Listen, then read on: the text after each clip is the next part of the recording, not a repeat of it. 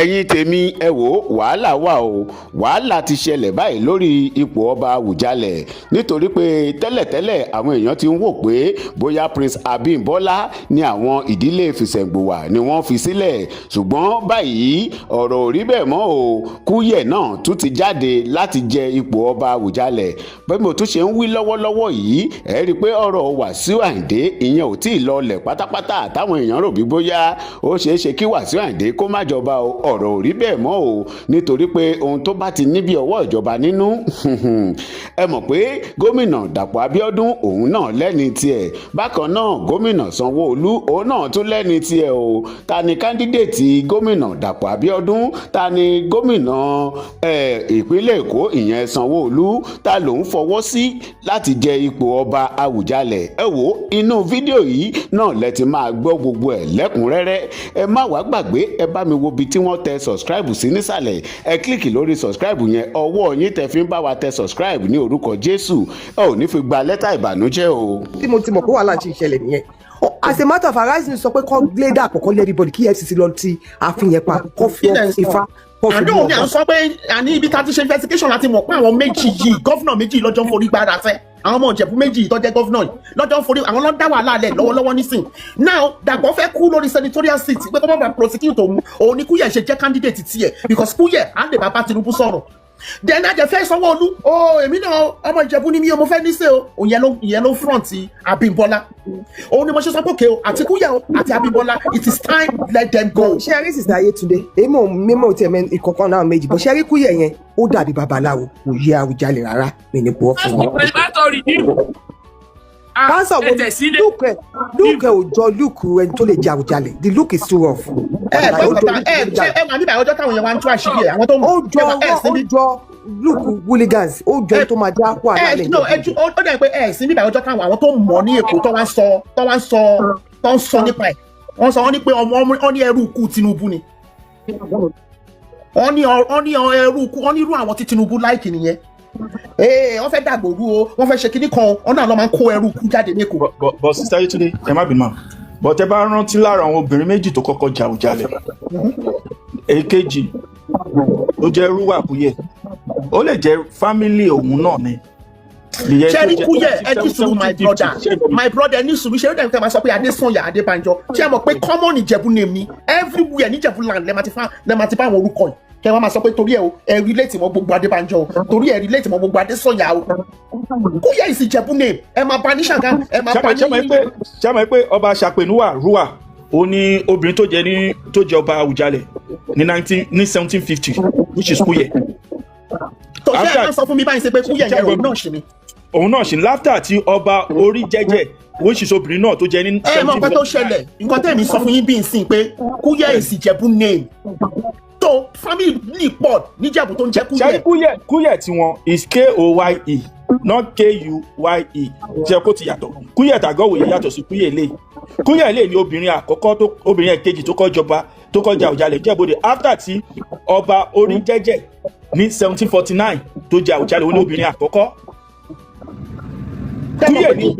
ṣé mọ̀ pé nínú Ìjẹ̀bú Òde ṣé mọ̀ pé ẹjí sùúrù ṣé mọ̀ pé nínú Ìjẹ̀bú Òde fúnra ẹ̀ ẹ máa bá fámìlì Adébánjọ ló tọ́ ọ̀jẹ̀ tán mọ́ra wọn tó jẹ́ ìpa Adébánjọ ni wọ́n lóríṣiríṣi. Tẹ́mọ̀sì Ìjẹ̀bú wọ́n máa gbé láti Ìjẹ̀bú gbó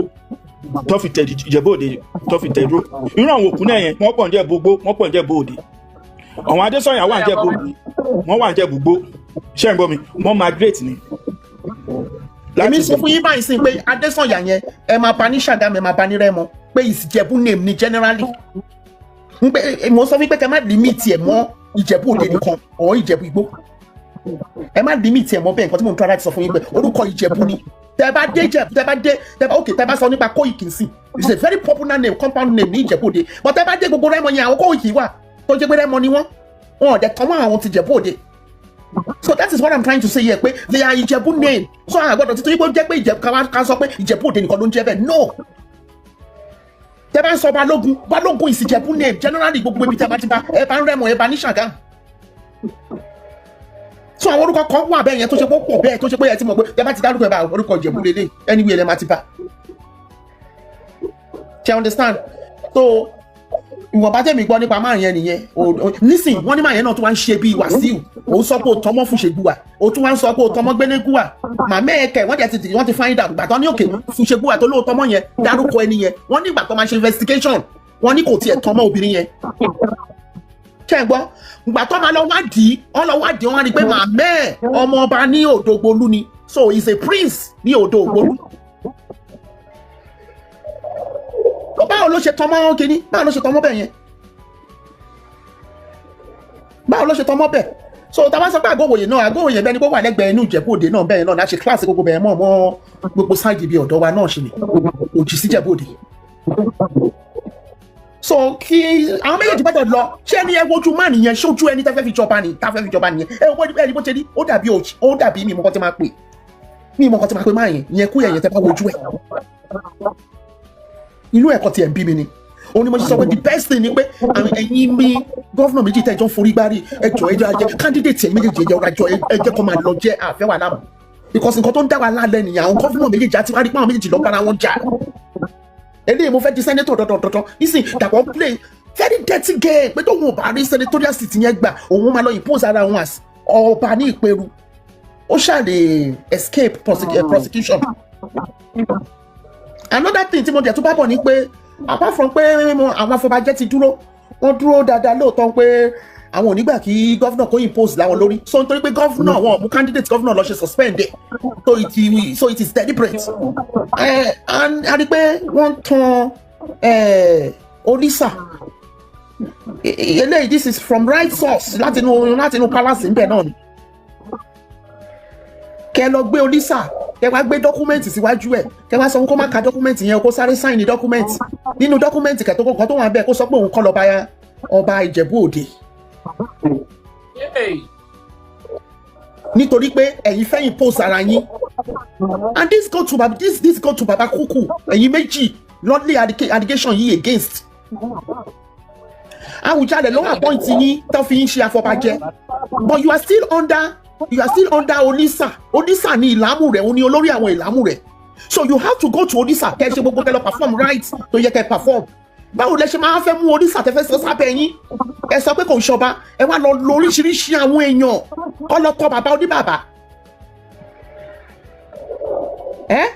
ẹ wá gbé bàbá ní palace ẹ kan lọ ẹni kó má dágbére fáwọn èèyàn pọ̀ ẹ lẹ́sìnbì kan oríṣiríṣi ẹ gbé jáde kúrò nulẹ̀ ẹ gbé lọ sí yàrá kan ẹ wá gbéwèé síwájú ẹ 14 pages ẹni kó sign ìgbà táwọn náà ní pé káwọn ọ̀túnba kan tó máa ń wà nítòsí bàbá yẹn sí àrà ìgbà tó wá gbé ọkọ̀ sáré àwọn lọ sá lọ síbi bẹ̀ pé níbo ni Olisa wà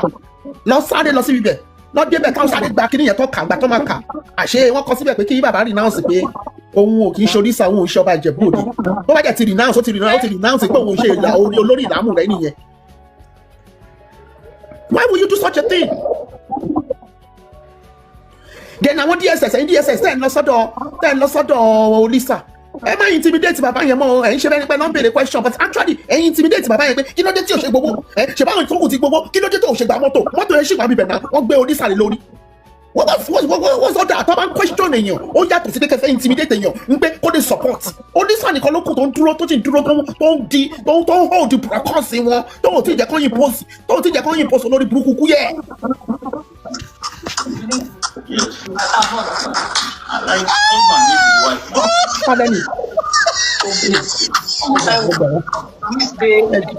Oríṣiríṣi àwọn èèyàn lọ́ṣà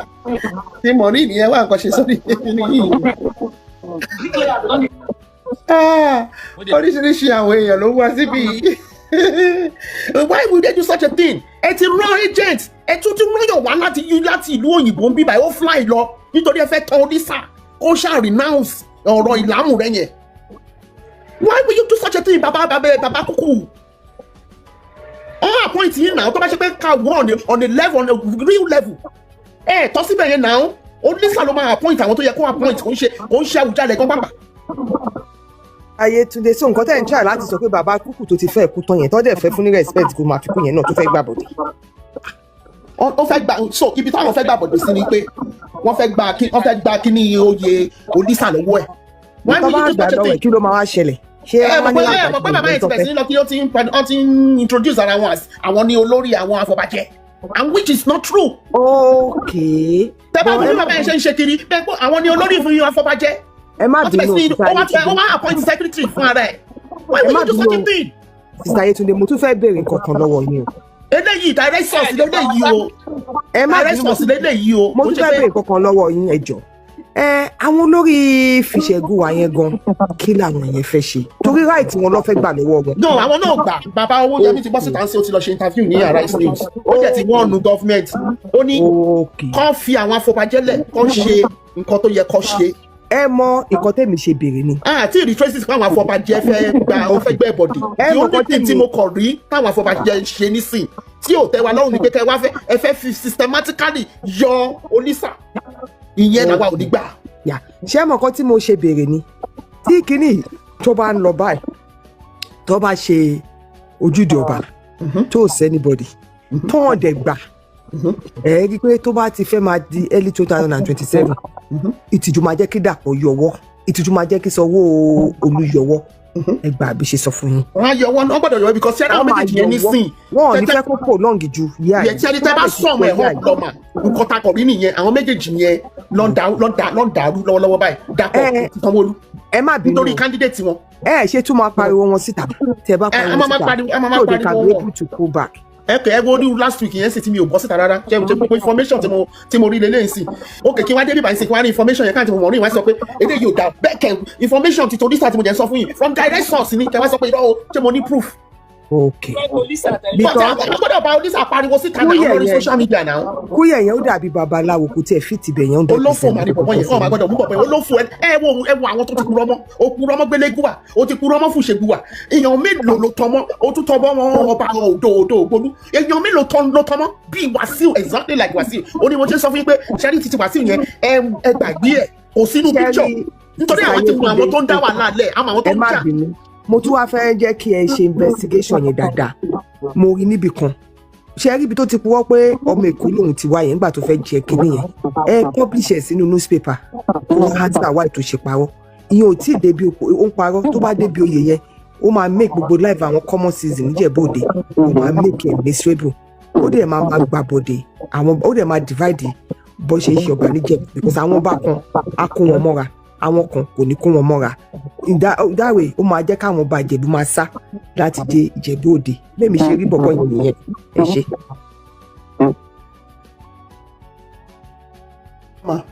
a máa continue láti máa pariwo lórí social media ni lè rí ẹ fi Olisa lẹ̀ o Dàpọ̀ Abiodun fi Olisa lẹ̀ o ó mọ̀ pé Olisa kò gbowó ó mọ̀ pé Olisa mọ́tò tó rà fún kò lọ́gbé ó wà ń bẹ̀ dè ní kò gbà á lọ́wọ́ wọn ẹ̀jẹ̀ ti rán àwọn DSS wá wọ́n wá béèrè lọ́wọ́ bàbá Olisa kí ló dé tí ò fi gbowó ó dẹ̀ ti fún yín ní reason ṣùgbọ́n kò sí pé kẹ́tù máa padà wálé mẹ́wàá excuse me kí DSS ti wá látàbújá kí DSS tún wá látàbí Òkúta I mean I don't understand what's going on lè béèrè question yìí wá ní intimidation ẹ̀ ń ṣe bẹ́ẹ̀ ni pé ń béèrè question ẹ̀ tún wá ń ṣe bí intimidation ẹ̀ kàn déédéé ń wá sí palace ṣàìkàn ń wá pàpàpàpà ìtòrí àyè gbà yín ni wọ́n bá ti da àwọn Àgbẹ̀kọ̀yà síwájú títì tó ń ṣe kínní ṣé ẹ̀ lè ṣe gbogbo nǹkan tẹ̀ ń ṣe yìí ni. ṣó nǹkan tá a rí nìyẹn o ẹ̀yin afọbajẹ náà ẹ ṣọ́ ara yín o gbogbo ẹ̀yin afọbajẹ tó wà níbẹ̀ yẹn Awujale ló select yín Olisa ló yẹ kó select afọbajẹ o ẹ̀yin náà mọ̀ bẹ́ẹ̀. So now kí bàbá kúkú mò ń sọ ilé bàbá kúkú ẹ wò ẹbí ò fẹ́ rúdù sí yín o ẹ lọ sọ́dọ̀ Olisa kẹ́ lọ ṣe gbogbo rituals tó yẹ kẹ́ ṣe. Kò jẹ́ and you stop parading yourself as olórí afọbajẹ. You have no right to appoint any secretary. Ní right. Ó ní Olisa gangan, ó ní ọ̀gá gbogbo yín bẹ̀yẹn, ó ní olórí ìlàmú rẹ̀, àwọn ìlàmú rẹ̀ jẹ́ ní afọbajẹ. Báwo lẹ ṣe máa tún èèyàn? Ẹ tún gbéyàn wá láti ìlú òyìnbó. Kẹ́ni yẹn wá ẹni yẹn jẹ́ fly wá ẹran tíkẹ́ẹ̀tì fún kẹ́ni yẹn lọ bá bàbá yẹn ní palace kẹ́ni yẹn lè tọ́ bàbá yẹn ẹ tún gbé bàbá lọ síbi tó yẹ kẹ́ gbé bàbá lọ ẹ tún gbé àwọn ẹbí ẹ̀ dìde kọ́ wá tán ẹ yóò ṣáà lọ ní ọ̀nà oríṣiríṣi kí ló ń ṣe yín náà lórí ọ̀rọ̀ pé afọbajẹ pé iná máa di olórí afọbajẹ bàbá kú yẹ ẹ stop ẹ now it's nonsense. Kí ló dé tẹ́ ẹ fẹ́ gbà fún ọ̀gá yín? Kí ló dé tẹ́ ẹ ṣe fẹ́ gbà fún ọ̀gá yín? on a good level ní traditional wise kò ẹ̀ ń ṣe afọbajẹ wọ́n appoint you are appointed. Onísàgbé ti tiẹ̀ wà látọ̀run ni wọ́n ṣe wà nínú kan onísàgbé ti tiẹ̀ onísà lórí àwọn ìyàwó rẹ̀ ẹ̀yin wá fẹ́ jagbà lọ́wọ́ ẹ̀ ẹ wo ẹ má dán wo ẹ má jẹ́ káwọn ọmọ Ìjẹ̀bú-Òde bínú sí yín o ilé yín tó wà lẹ́gbẹ̀ẹ́ jìjì ẹ̀sìn yà mọ́ o ẹ̀yà ṣọ́ ara yín o bàbá Kúyẹ̀ o ẹ má jà wo ṣe nǹkan ara respect yín àjẹfẹ́ máa respect yín lọ ẹ jọ̀ọ́ ẹ má ṣe kọjá ẹ̀yin àti secretary yín tẹ lọ múra yín yẹn kẹ́yà tètè hands down à ń ṣọ́ yín kẹ́ni mọ̀ pé à ń ṣọ́ yín o ẹ máa wò pé báwo ni information ṣe dọ́wọ́ wa ó dọ́wọ́ wa ní o contact palace straight ni gbogbo ẹ̀ lámọ̀ o ẹ ṣọ́ra yín o màá tún jẹ́ tẹ́lẹ̀ omi sọ̀rọ̀.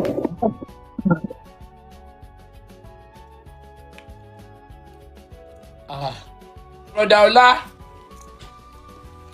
kí ló ń ṣẹlẹ̀ ètí ìdásílẹ̀ sọ yìí kí lè rí sọ. brother jẹ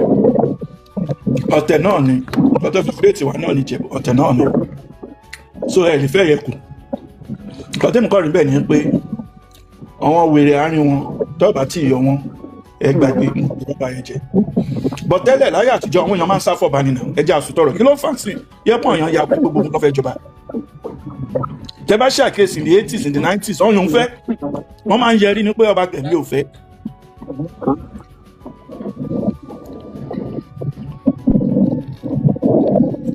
kí ló fà á tí gbogbo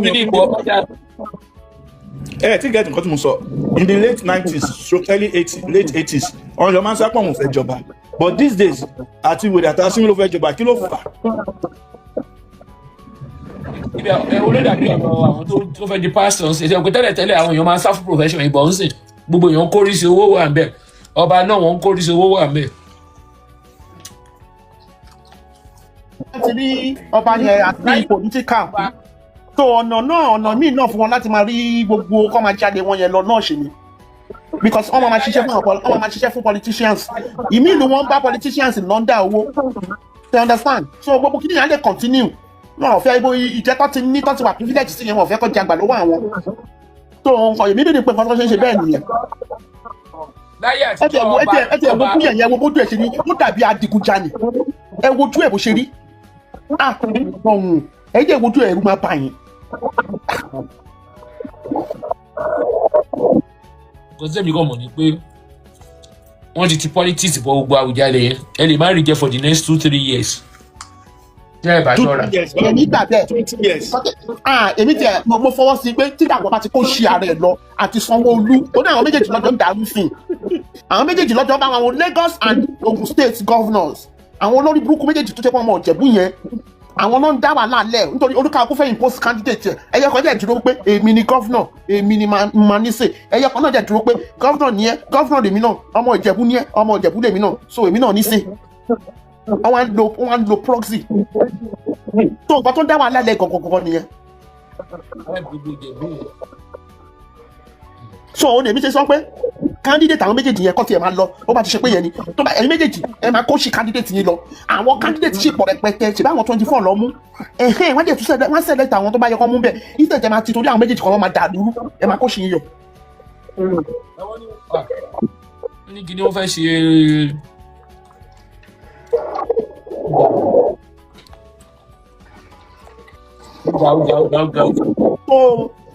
mi ò ní pépà yẹn sí lọ́wọ́ mi bíbáyìí náà Rẹ̀mí ìyàwó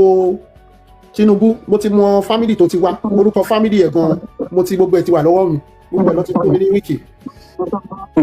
but kò sí níbi tí mo ti jókòó ibi tí mo jókòó sí.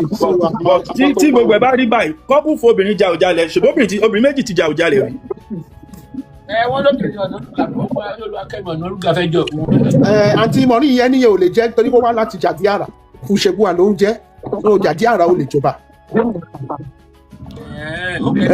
Fúṣẹ́gbùà yẹn náà ọmọ Jàdíàrà ni but ẹ mọ̀ pé kéèyàn bí ọmọ márùn kọ́ wá mú ẹyọ kan bẹ́ẹ̀ kó ṣe pé ibẹ̀ lọ́ba ti máa wá ná àwọn márùn yẹn ṣé yẹn sìn so Fúṣẹ́gbùà yẹn fúnra ẹ̀ náà Jàdíàrà ni but ẹ lè pè ní Jàdíàrà mọ́ Fúṣẹ́gbùà tó wá ń tẹ̀ mọ́ so àwọn tó kù yẹn àwọn àbúrò àtẹ̀gbọ́n ẹ̀ mẹ́rin tó kù yẹn àwọn yẹn ò lè jọba ìran títí ẹ̀ nìkan ló ń jọba tó kọ́ tó ṣẹlẹ̀ nìyẹn tó àwọn obìnrin tó jáde yẹn ń sìn Jàdíàrà ni wọ́n lè jọba. wàhálà jẹ̀bi gan ti pọ̀ jù lórí ọ̀rọ̀ báyìí. wàhálà àwọn ti pọ̀ jù ẹ̀bọ̀ tó bá jẹ́ jáde àrà. òwò bóyá wàhálà Ìjẹ̀bú wàhálà àwọn tó tẹnu bọ̀ ni ká mọ́ fi wọ́n lẹ̀ gbogbo àwọn gómìnà òun ṣe kínní gbogbo àwọn Wasiu jáde ni ṣùgbọ́n tí ń ṣe kọ́tọ́kọ́ àwọn kọ́tọ́ kọ́ gbogbo ẹ̀ jáde èmi ò fi ìbẹ̀ wọn á ti mú nǹkan. èmi ọ̀rọ̀ bẹ́ẹ̀ pé ìjọba Ìjẹ̀bú pọ̀ àwọn olórí burúkú àwọn tó bá wọn tójú bọ̀ ni to be honest ẹ bá rí bó ṣe lọ Wasiu kọ́kọ́ tójú bọ̀ kọ́kọ́ ṣùgbọ́n tí ń jà ju nǹkan ọmọ lájọjọ tí yàn kọ́kọ́ mọ̀ ọ̀n ti gbà táwọn gómìnà ẹ máa wo Kúyẹ̀ yẹn wọ́n bẹ̀rẹ̀ láti bẹ̀rẹ̀ kò bá wọn bẹ̀rẹ̀ ó wá di last minute náà tún fẹ́ máa wọ̀nyàn lẹ́kọ̀ọ́ wá sọ pé fẹ́. bẹ́ẹ̀ ni o bó ṣe rí nìyẹn. tó bá kọ́ mọ̀ ni wípé Kúyẹ̀ yẹn àti Wasiu yàtọ̀ síra wọn tí kò bá ti fẹ́ tó lọ́ọ́ gbà wí. ọmọ olùgbò náà méjèèjì àwọn ọmọ eruku wọn ọ̀ròyìn àwọn ọmọ agbèrò tó máa ń kó kiri dánú rìn kiri lẹ́kọ̀ọ́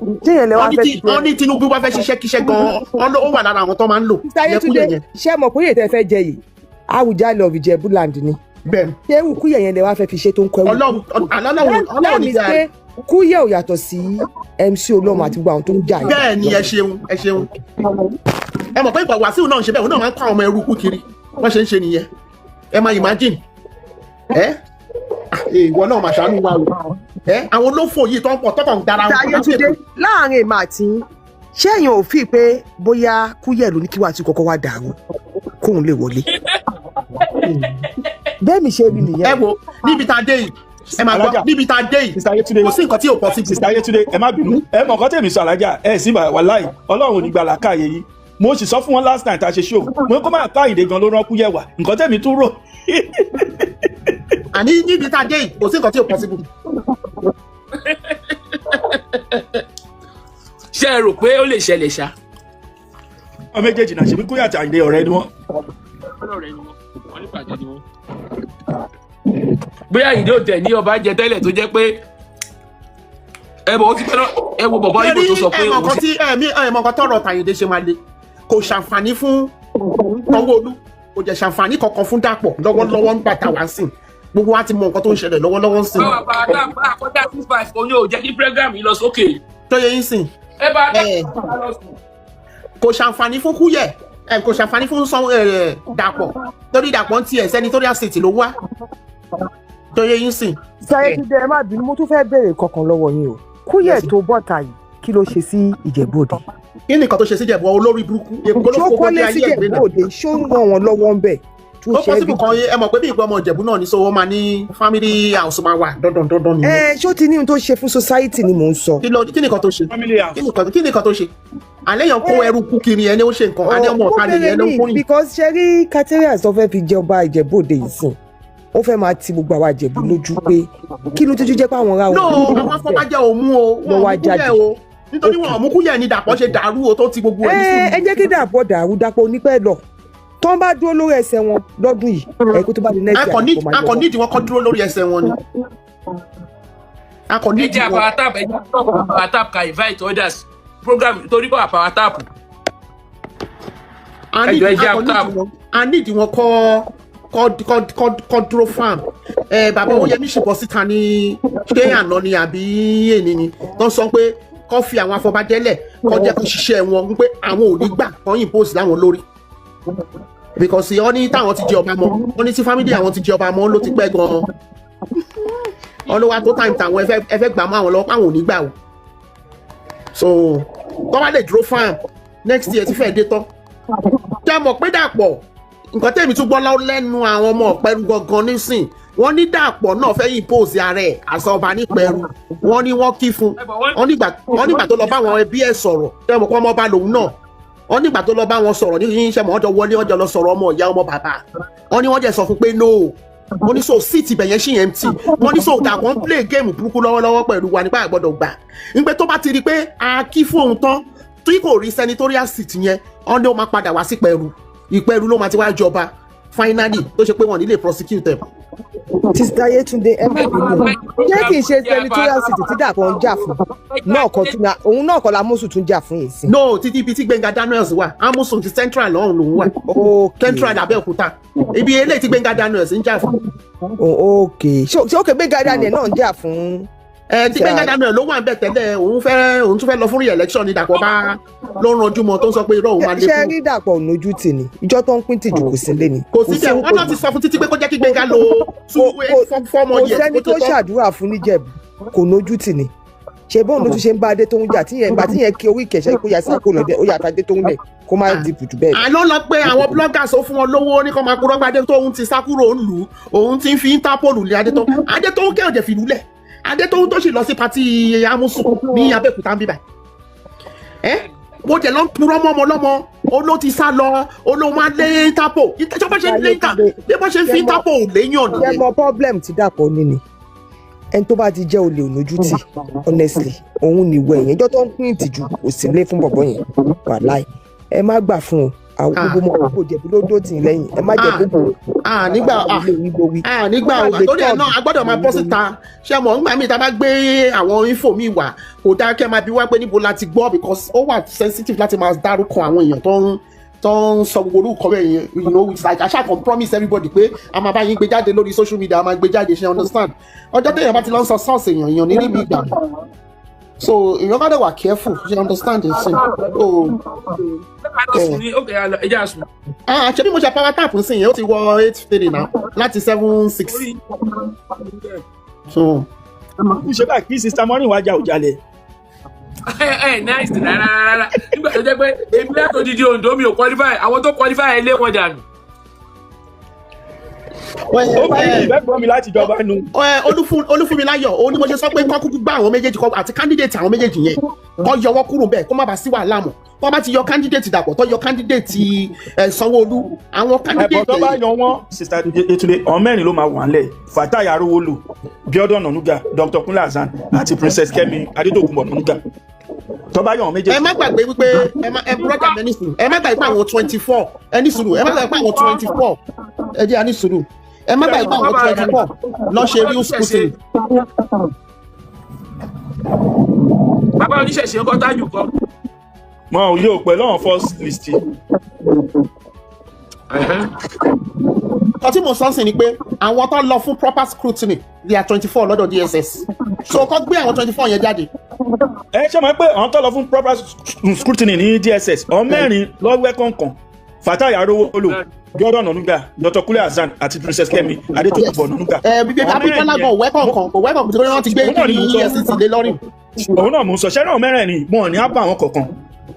ṣọ́ọ̀mù èyí à ń tábà wọn mẹ́rẹ̀ẹ̀rin ṣe pé Abiodun Onuga ní búgá kan ìyàwó ẹ̀ ló jẹ́ former deputy governor. Kunle yẹn ni opticians tó ní mi ò mọ̀ pa Arówólò yẹn dáadáa ṣẹ́rí tábà wò to me ìtú wàhálà ìṣepọ̀ tó kọ́kú jẹ́ kóbìnrin yẹn jẹ́ Kẹ́mi Onuga kí wàhálà ìṣepọ̀ ọkùnrin kan sí mi.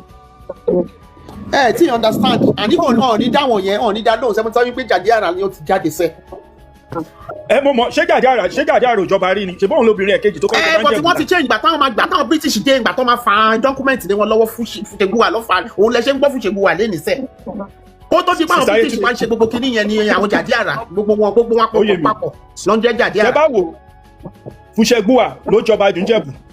wọ́n jẹ ní 1820 ọ̀hún náà lọ́tún jẹ ní 1790 Fúṣègbúwà yìí náà ni o. ẹ bọ̀ ti ṣe mọ̀ pé ẹ lè pè ní Fúṣègbúwà Jàdí Àrà lè máa pè wọ́n gbogbo time yẹn torí they are all brothers and sisters tó jáde láti inú bàbá kan náà àti màmá kan náà àwọn ló ń jẹ́ Jàdí Àrà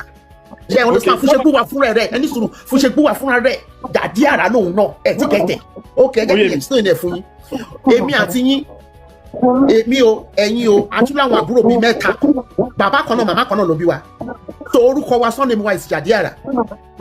ìgbà táwọn British wọ́n ń jọba lọ so family wa ló ń jọba lọ bẹ́ẹ̀ yẹn ṣùgbọ́n ìgbà táwọn British máa dé ó wá mú ẹyọ kan nínú àwọn ọmọ ní àwa mẹ́rẹ̀ẹ̀rin tó bí yẹn ó wá ṣe pé ẹ̀yin ló mú ẹ̀yin wá ní Fúṣègbúwà ẹ̀yin ló wá mú ìwé lé lọ́wọ́ pé ẹ̀yin ni kẹ́ máa jọba lọ àwa mẹ́ta tó kù Jàdí Àrà ó wá wọ́ wa sẹ́gbẹ̀ẹ́ kan so títí dè ní Fúṣègbúwà láìní títí yín yẹn ló ń continue láti máa jọba. Okay. tó yẹ yín sí so láìní tí yín yẹn ẹ̀yin á má rí ẹbí ọmọ mẹ́rin márùn mẹ́fà bó ṣe máa lọ bẹ́ẹ̀ lọ nìyẹn bẹ́ẹ̀ ṣe ń fẹ́ lọ nìyẹn àwa ta jẹ́ ẹ̀gbọ́n yín kan àti àbúrò yín méjì tó kù yẹn Jàdí Àrà ni ọba ò lè kàn wá mọ́ ṣùgbọ́n but we are related to the family kò lè ṣe ń gbọ́ Jàdí Àrà but we are related to the family yẹn ìdílé ọba náà ni ṣùgbọ́n àwa àlè débi ìtẹ́yẹn mọ́ so ẹ̀yin àti descendant yín tó máa fẹ́ lọ ló máa débẹ̀. àtọmọ bẹ ṣe ń pọ̀ sí nìyẹn so ẹ̀yin ni wọ́n ní fìkè wà. ṣé ti yẹ yín sí. ó yé mi. so bó ṣe jẹ́ kankan nìyẹn so ẹni tẹ́yìn sọ yẹn ń sìn jàdí àrà ni ó kàn ń pariwo mo rí tó ń ṣe interview kan ní àbánu ni ó kàn ń she's just wasting her time let her continue to waste her time. Mr. Ọlá ẹ̀jẹ̀ tún béèrè kankan ẹ̀jẹ̀ tún béèrè kankan Sister Ayétúndé ṣé mo ṣe bẹ́ẹ̀ ẹ ti náwọn list àwọn kan tẹ fẹ́ screen ẹ̀yin ò ṣe jẹ́ kí ṣé mọ̀ pé publicity àtowó lẹ lè fi win ní ìgbọ̀tẹ̀fẹ́ tẹ̀ ń sọ yìí ẹ̀yin ò ṣe dà wọ́n síta kẹ́ sọ ìdílé wọn kẹ́ sọ story wọn so ẹni nǹkan tí mò ń sọ yìí tẹ bá dà síta lẹ lè win ní. bóyá kábẹ̀rẹ̀ sí máa da orúkọ gbogbo àwọn 24 yẹn síta àwọn 24 yẹn àwọn 24 ẹ dà wọ́n síta kẹ́ sọ ìdí igi tó ti tán if possible gan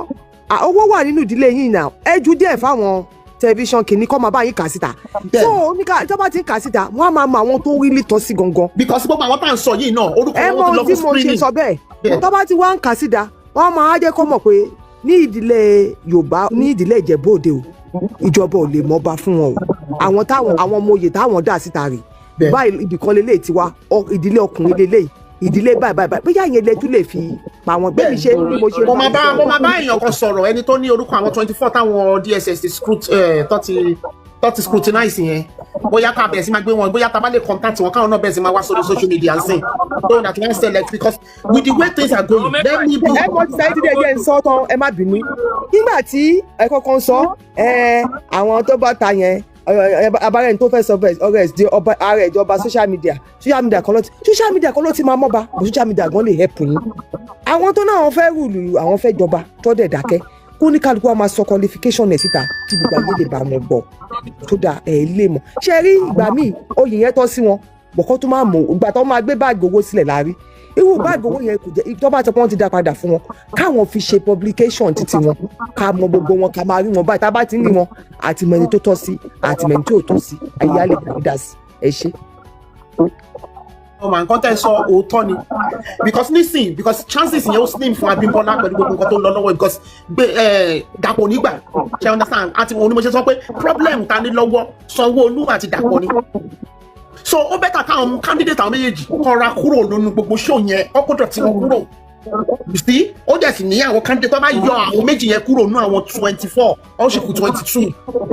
tó káwọn 22 yẹn bẹ̀rẹ̀ sí wá bọ́ sí láti ìjọba ẹni pé ẹni tó bá ń pariwo ara ẹ̀ àsìkí nìkan ó yá kẹ́lùbọ̀dì wá sórí social media sìn kọ́ máa stop ẹ̀ àwọn 24 tó ti scrutinize yẹn àwọn 22 yẹn kọ́ bọ́ síta. tó bá lọ social media wọn máa disqualify Dàpọ̀ ti sọ síta ó kọ gọọmenti kọ síta. ìkànnì Dàpọ̀ mọ̀ sí bẹ́ẹ̀. ẹdùn kúyẹ̀ ṣé kúyẹ̀ òfin ọ̀tá rẹ̀ lórí social media lẹ́nu jọ́ mẹ́ta. ṣé mo pé kúyẹ̀ fún ọ̀tá rẹ̀ lórí social media. èmi rí ti àwọn tó ń bá kúyẹ̀ sọ títí ẹ̀ o Dàpọ̀ lè máa impose lé wọn lórúkọ má bọ́ ta kúyẹ̀ tẹ̀ bá àwọn lórúkọ jẹ́ Dàpọ̀ kò possible kúyẹ̀ fún ọ̀tá rẹ̀ kiri pẹ̀lú ojú ẹ̀ tó dàbí ọmọ ọ̀daràn yẹn kúyẹ̀ ọmọ ọ̀daràn ní àfẹ́ níjẹ̀bú Òde ó lọ kiri orí sọ́jọ́ orí ó dàbí jagunjalè ó dàbí ẹni olè bójú ẹ̀ ṣe rí nìyẹn ó dàbí olè ojú ẹ̀ dàbí ẹni tó ń já jagunda ìwọ ló fẹ́ jẹ Awùjalẹ̀ àti olè eléyìí tó gbé rẹ̀ Dàpọ̀ olè gọ́fúnà. wọ́n ní Olúpẹ́ kò ṣe Sanwó-Olú pé Dàpọ̀ ni àti àwọn afọbajẹ́. ẹ wo ẹni Sanwó-Olú wà bẹ́ẹ̀ sẹ́ ẹ ṣe gbàgbé ẹ̀. kẹrí ẹ ṣe máa ní pé kí n má pè é Sanwó-Olú nígbà tí Ayétúndé ṣé nǹkan tèmi ní lọ́wọ́ Dàpọ̀ ni pé Ọlọ́run fọlọ́run hàn bọ̀dàbọ̀ kọ́gbọ́n ó lé ẹ̀ tó bá ní kí Dàpọ̀ tó bá ní kó mọ ọmọ ẹ̀ wá kó fi rúbọ ibi tí Dàpọ̀ tó fẹ́. ẹ má gbàgbé pé ọmọ ẹ̀ kọ́ kú ọmọ ẹ̀ ọkùnrin kan kú nígbà kan ọmọ ẹ̀ ọ̀rẹ́ ọmọ yẹn ṣe ṣọmọ yẹn ní tìní ṣe bá àwọn tẹlẹ ẹ mọ ohun tó ṣẹlẹ̀ sí ọmọ yẹn kẹ. ohun tó lè mú Dàpọ̀ má bìtì ọmọ yẹn tó jọ mọ ohun tọ́jọ́ ń ṣe Dàpọ̀ ò lè pìtì anybody ẹ̀yin lè máa fight fún Ayíǹjẹ̀bú àwọn family yẹn gangan àwọn náà máa bẹ̀rẹ̀ sí ní bọ́tà ẹ wo bó ṣe lọ sórí àráìsì yẹn ó go far gan ni. bẹ́ẹ̀ni wọ́n lọ ṣe interview o wọ́n tún tún àṣírí Dàpọ̀ pé àwọn ti ṣe nǹkan tó yẹ káwọn ṣe àti ẹbí. irú yẹn o ọ̀sẹ̀ kò wá ń ṣọjọ́ kan lọ máa fi ṣe ọ̀sẹ̀ẹ̀sẹ̀ ló yẹ kó máa lọ present ara wọn sí àráìsì so Dàpọ̀ á lè yọwọ́ ẹ̀ tẹ́ bá fẹ́ gbọ́ tọ́hún bá lọ every week pé àwọn tó ti dé o kò jáwọ́ kò ń bẹ̀ o ẹ bá wa bẹ̀ kó jáwọ́ o ẹ̀ gbé tó bá yá àtòun àti gómìnà Lagos State wọn kó àwọn wọlé pẹ̀lú candidate wọn ẹ mẹ́ni tó rí lè fit ibẹ̀ yẹn síbẹ̀ yẹn kankan ẹ ṣe. ó bẹ́tà kí gbogbo wọn flaunt ara wọn ẹ máa disqualify gbogbo wọn kúyẹ̀ ń flaunt ara ẹ̀ lọ́wọ́lọ́wọ́ sí lórí social media ojoojúmọ́ ni wọ́n lórí social media. but sister Yetunde ẹ jẹ́ mention few lára ọkàn 49-95 yẹn àkọ́kọ́ number 1 was Prince Adetunji Adeleke, Prince Bello Ayodeji, Olúwakẹ́mi Ọ̀nànúgà, Babátúndé Alẹ́ṣinlọ́yẹ́, Ayọ̀dèjì Ọ̀ṣìbógun. ẹ máa gbọ́ brother mi eléyìí tí GSS ti screw tó ti àwọn tán scrutinize yẹn ló wà láàrùn lamanage a ní láti máa gbókọ gbogbo wọn jáde because gbogbo wọn yẹn it's more of like pé they are disqualifying wọn. wọ́n ti narrow search wọn down to 24. ó tẹ̀ nìkan nínú àwọn tẹ̀ náà tó ti screen yẹn bọ̀bọ̀ náà rí lẹ́gẹ́lẹ́gẹ́ báyìí ó máa fi tó yìí yẹn o. mi ò mọ̀ ọ́ ó tí òun kò ṣàbí bọ́lá tó sọ pé kábí bọ́lá sanwó fún gbogbo èèyàn. ṣe aunty Maureen ẹ jẹ́ kí n sọ òótọ́ fún yín títà ṣe rí tàbí bọ́lá yẹn ó máa le gan because wọ́n ti ká mú gan kò yẹ yín sìn wọ́n ti kó ṣẹ́kẹ́ṣẹkẹ̀ sábí bọ́lá lọ́wọ́ gbogbo mọ́tò tó pín kiri ó tún gbó ẹ̀ onísà nìkan ni ò gba mọ́tò lọ́wọ́ ẹ̀ tó ọ̀dà lóhùn wọn lọ gbé wọn kàn fún mọ́tò lisa wà ibi tó pààkì ẹ̀ sí so ó máa lé wọ́n ti fi DSS dé ó máa lé gan fún Abímbọ́lá díẹ̀ ó máa lé fún àwọn onímọ̀ ṣe sọ pé àti Kúyẹ̀ o àti Abímbọ́lá ẹ máa lọ jẹ́jẹ́ ẹ má bàa dàjẹ́ bú òde rú just go ojú bẹ́ẹ̀ lọ. ṣe pé nínú 95 yẹn 24 ló lọ sọ́dọ̀. bẹ́ẹ̀ ni àwọn 24 nìkan àwọn tó kù yẹ kò sí lọ ẹni sùúrù mà àwọn 33 ló lọ but kò sí èyí tí DSS ti declare pé òun ti pẹ́ náà 33 tó lọ out of 95. ṣé kan tí mo sọ yé yín DSS ò tí wá síta wá ti tẹ bá fẹ́ kí n mention gbogbo orúkọ 33 tó lọ DSS I will mention the name now. bó ti ṣe mọ̀ pé nígbà tó ṣe scrutiny wọn tán orúkọ tó máa forward sí wọn tó forward sáwọn ẹbí òun nìyẹn pé ok àwọn ilé ìlú. ibi tí problem wà ẹ jẹ́ ìsọ̀kan fún yín mà everybody mọ̀ nǹkan tó ń ṣẹlẹ̀ fancy sister Maureen mọ̀ ọ́n mú nítorí pé ó ní nǹkan dì mi ò ní sọ ṣẹ́rí nǹkan tó ń ṣẹlẹ̀ ní pé DSS are just being careful ọ̀nà wọ́n ń lo discretion wọn láti má bà nǹkan jẹ́ now ṣe pé irú nǹkan tó máa ń ṣẹlẹ̀ Ìjẹ̀bú ni pé Ìjẹ̀bú mọ̀ ń kọ́kọ́ lo Ifá ìdílé ló máa mú ọba lẹ̀ tí ọba bá ti wá pọ̀jù lọ́ máa wo Ifá pé ta ni òṣùwọ̀n ẹ̀ pọ̀jù nínú wọn. wọ́n fi Ifá bẹ̀rẹ̀. wọ́n fi Ifá bẹ̀rẹ̀. now nínú àwọn 33 tó lọ sí DSS láti 95 kẹ́wé pé ẹlẹ́wọ̀n gan pọ̀ gan Jẹ̀bú yẹ fún rẹ̀ ẹ̀yin 95 33 gan lẹ́gbójú láyà láti sọ pé yes ọwọ́ yìí mọ́ nínú àwọn 35 ó ṣọ̀ pé àwọn tó máa clean gan mọ́ ọwọ́ 10 Àyìndé gan ọlọ́pọ̀ ó pẹ̀lú 95 tó kò lọ DSS Wasiu ò lọ. ẹ mọ gbogbo nǹkan tó ti wà nínú rẹ́kọ̀dì tòun náà. so Mr. Ọlá ṣé Kúyẹ̀ fúnra ẹ̀ náà lọ sọ́dọ̀ DSS gbogbo yẹn náà la máa sọ. ìyẹn ni mo fẹ́ sọ pé ẹ̀yin sọ DSS ṣé Dàpọ̀ Abíọ́dún wò pé àwọn ti screen àwọn kan kó tó ní Kúyẹ̀ ló máa jẹ́ ṣé rí ibi tí situation dé yìí sí kò ń ṣe pé DSS mọ́ àwọn afọbajẹ àtàwọn tó jẹ́ pé ojúlówó ọmọ ìdílé ọba ló ti wá tó ń fẹ́ kí torí ṣẹ́yìn tó bá ṣẹlẹ̀ yìí family tó oyè kan yìí ó máa stay ní wọn for life tó bá ṣe ìjọba wọn àwọn tó pera wọn lọ́mọ ọkọ náà káwọn náà jáde then àwọn olórí ẹbí wọn kọ́ bẹ̀rẹ̀ sí ní sponsor wọn kọ́ máa lọ sí gbogbo àwọn China TV yẹn every week kọ́ lọ máa pariwo tó bá ń lọ tó ń pariwo èmi sọ fún yín pé wọ́n á rìn yọjú sọ́wọ́ wọn ẹ gbà bẹ́ẹ̀. ẹ ṣeun sísá mi ṣe rí ibi tí issue yìí ń lọ ṣe ń gbọ́ mi ṣe rí láàárín àwọn 33 tó lọ tó dé ṣe ń gbọ́ mi láàárín ara wọn mọ́mọ́ tí ọwọ́ ẹ̀ mọ́mọ́. ṣe 33 yẹn ti di 24 sẹ́ẹ̀. ṣe mọ̀ pé lára wọn withdraw kì í ṣe pé anything ìní ó kọ́ decide pé. no àní 24 àwọn day tó kù fún DSS yẹn ni mo sọ 24 ló kù. no sister Yetunde people are just saying they wọ́n pé 24 ní DSS pẹ̀lẹ́ ṣe pé 33 ló lọ nínú 33 àgbẹ̀ pé some of them withdraw willingly kì í ṣe gbogbo èèyàn ló máa láre wàhálà yìí ẹja àsòtọ́rọ̀ gbogbo èèyàn kan ló máa ráyè wàhálà yìí ẹlòmíì wàhálà rọ̀ lọ́rùn àwọn yẹn ló máa fẹ́ dúró ṣé náà 24 kálí 24 ló kù ó máa difficult fún anybody because náà 24 tó kù kò sí ètò tí ò ń ṣe millionaire nu wọn tí ò lè ṣe billionaire láti wá sọ pé wọ́n fẹ́ lo veto power ọ bàbá sọ pé ọ gọ́vnà sọ pé òun mo fi tẹnu wọn pé the way tí kinní ṣe ń lọ kéèsì ẹ kó má lọ dàbí tìjẹ̀bú gbótọ́ níjọba for the next 30-40 years níjẹ̀bú òde because ẹjẹ àwọ kìíní láti bí báyìí. ó bẹ́tà kó máa jọba ju kọ́ fẹ́ni. ó bẹ́tà kó máa jọba ju kọ́ fún lórí burúkú síbẹ̀ lọ. Sister Yetunde ẹjẹ àwọ láti bí báyìí àkọ́kọ́ kẹ́ máa wọ̀n orúkọ yìí Princess Adétúnjí Adélékè, Bello Ayọ̀dèjì, Olúwakẹ́mi Ọ̀nànúgà, ẹ má gbọ́ mi Sister Maureen, Olúwakẹ́mi Ọ̀nànúgà, the only female, ó nìkan ní only female, Prince Babatunde Ẹlẹ́ṣinlọ́yẹ́, Ayọ̀dèjì Ọ̀ṣibógun, Olúwatósìn Ọ̀ṣunsànyà, Bímbọ́ Abímbọ́lá Ọ̀nàbánjọ, Adékúnlé Adétì, Adéríbigbé Mọ̀rúfù, Adékọ̀yà Ọ̀nàkọ̀yà, Ọ̀dẹ́díà Táíwò, Gbádébọ̀ Ali Adébámbọ̀, onífáǹsì Sister Maureen, Ògúnnáwọ̀ Adébọ̀wálé Manuel, Àbáyọ̀mí Kádírì, Hasan Adékúnlé Olúbọ́lá Adétọ́lá Adéwùmí, Ọlábọ̀dé Ọ̀nànúgà tó mẹ́ta, Ayọ̀ Olúgbénga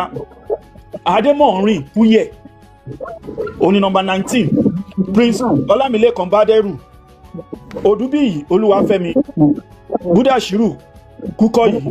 Káyọ̀dé Adénúgà, Adélẹ́yẹ Ọ̀nànúgà, àwọn Ọ̀nànúgà gbogbo fámìlì wọn ló fẹ́ jọba, òun mo fi sọ pé wàhálà ṣe máa wà. Nurudeen Akẹ́jù, Adélékè Adéwálé,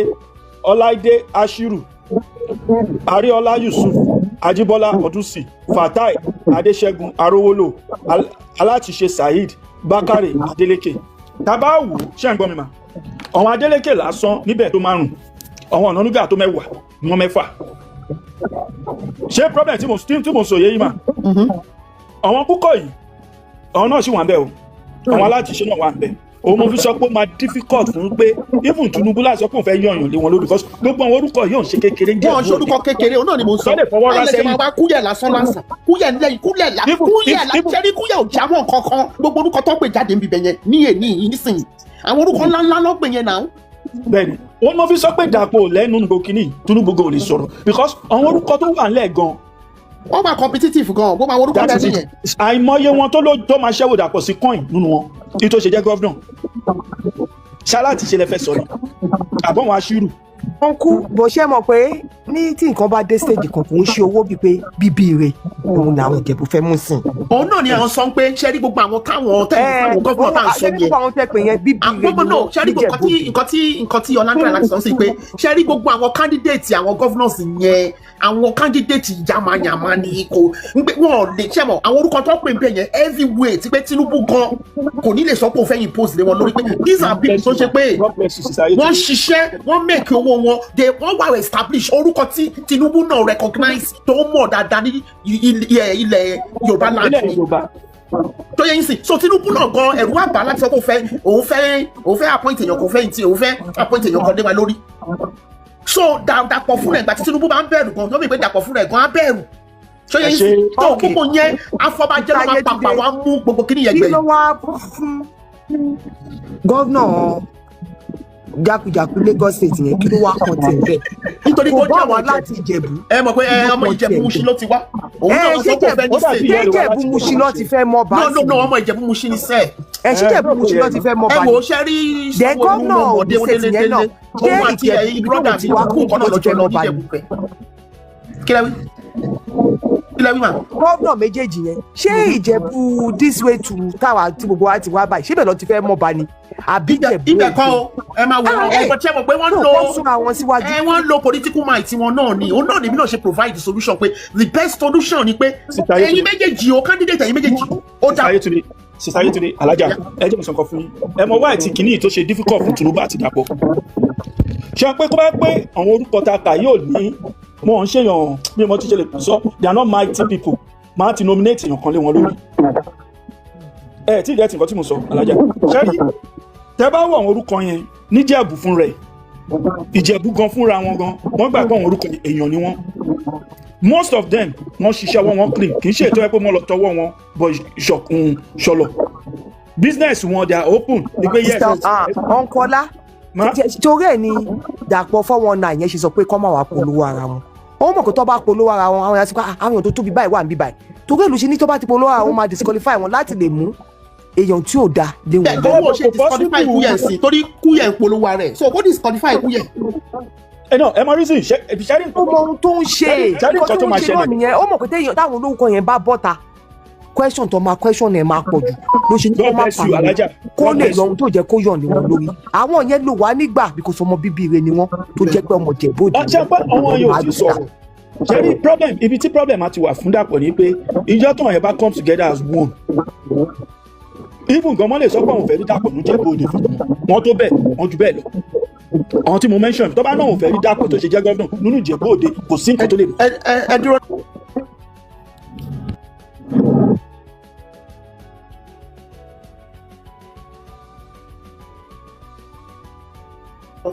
ọ̀dọ̀ àti mọ̀rin yẹn kò gan ẹ má sọ̀rọ̀ yín lọ lọ́dọ̀ ọlá.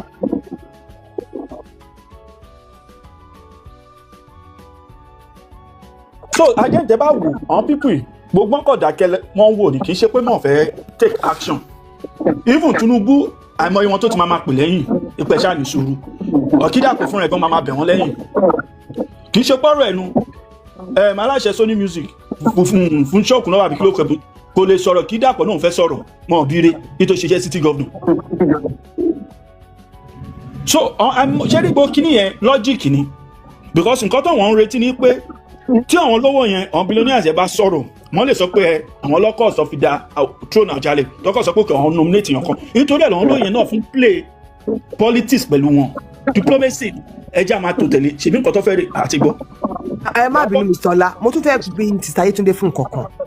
kí ẹ mọ̀ pé nǹkan tí Dàpọ̀ fẹ́ ṣe yìí wọ́n lè sú ẹ̀ bìkọ́ fẹ́ import ẹni tó ń sọ ọmọ ẹ mọye ọ̀rọ̀ báṣíìpù tó wà ní kọ́ọ̀tì ní Ìjẹ̀bú. tó bá lè sú ẹ̀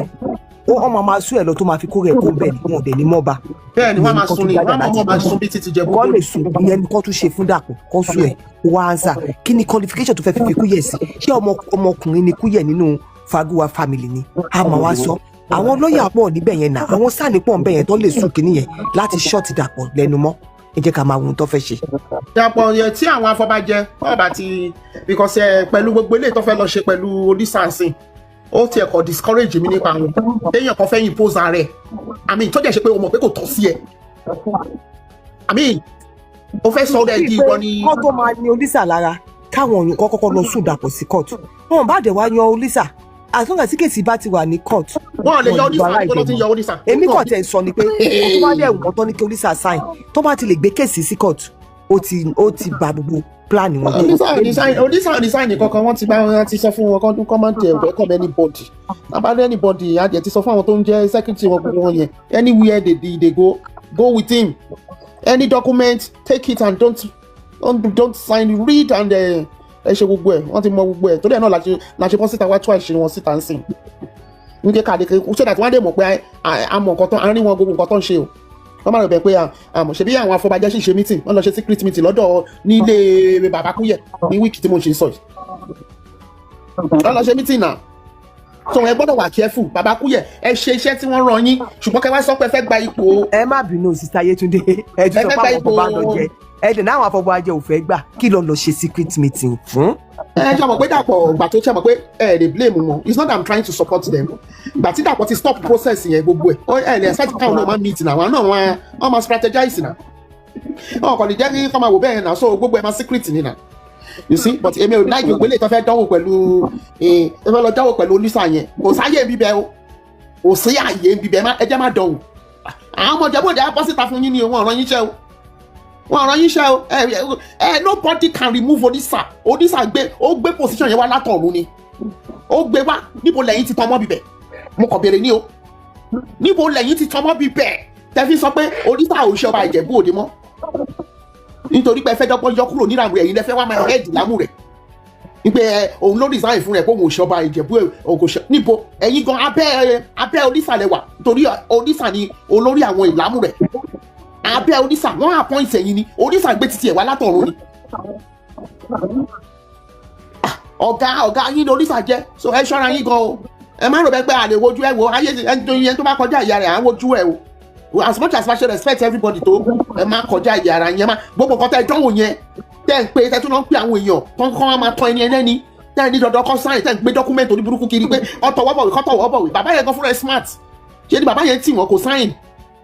ẹ má dánwò ọ̀làṣẹ́ ẹ má jẹ́ ìta bá tún máa bọ́ síta àtúntà bá tún gbọ́ mẹ́mẹ́mẹ́mọ́ a máa padà wá tú àṣírí yín síta bí yín ni o direct from the source eléyìí o eléyìí o ṣe second person third person party o ló wá ń gbé fún wa o. ẹ̀yin jà fún títí yín ẹ fẹ́ sọra yín di olórí lọ́sàn-án òru kan ẹ fẹ́ sọra yín di olórí ìlàmú rẹ̀ ẹ fẹ́ di ọba Ìjẹ̀bú Òde níbo lẹ ti tán mọ́bẹ̀ yẹn báwo ló ṣe tọ́ sí yín níbo lẹ ti tán mọ́bẹ̀.